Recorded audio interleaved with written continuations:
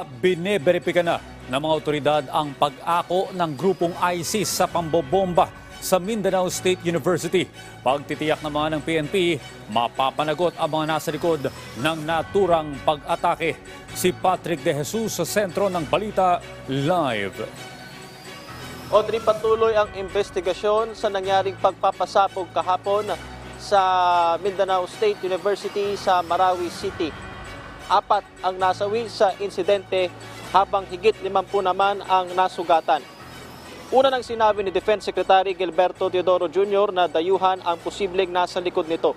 Kasabay nito, Audrey, ay inako ng teroristang grupo na ISIS ang pambobomba pero iniimbestigahan pa ito ng AFP. Nakipag-ugnayan na ang AFP sa PNP na tukuyin ang bomb signature para makilala ang mga responsable sa insidente.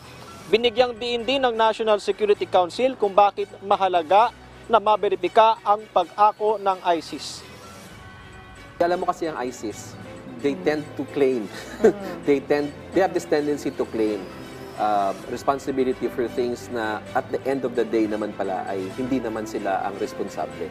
So at present, what I can say is we are verifying these reports na it was ISIS inspired or it was ISIS itself, no, through their local counterparts na gumawa nito. Tiniyak naman ng PNP ang pagpapanagot sa mga nasa likod ng pagpapasabog.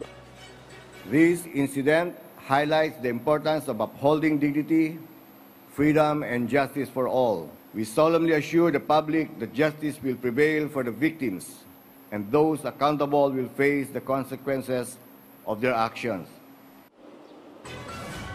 Naipaabot na rin ng Bangsamoro government ang mga kinakailangang tulong sa mga biktima.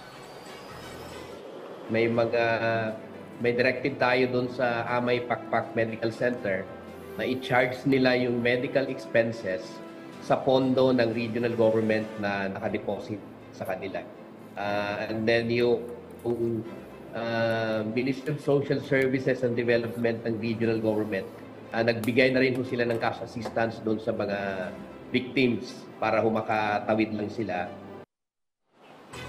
Audrey, sa Mindanao ay itinaas ang full alert status ng seguridad. Habang dito sa Metro Manila ay pinatupad ang heightened alert para nga maiwasan yung posibleng spillover kasunod ng insidente. Audrey. Okay, ano na ang hakbang ng Bangsamoro government? Dahil hindi natin alam kung meron pang ibang balak itong mga teroristang ito. Baka hindi lang yan ang balak nilang gawin or pinaplano nila. Sa ngayon ba, nasan na ang investigasyon, lalo na pagdating sa Bangsamoro government? Audrey, hindi lang Bangsamoro government ang gumagawa ng effort sa investigasyon. Nandyan ng AFP at PNP. At gaya nga ng aking nabanggit sa aking ulat, ay bineberipika na yung ginawang pag-ako ng grupo o ng teroristang grupong ISIS dito sa insidente. At nakipag-ugnayan na nga AFP sa PNP para matuko yung bomb signature doon sa kahapon. Audrey. Maraming salamat, Patrick De Jesus.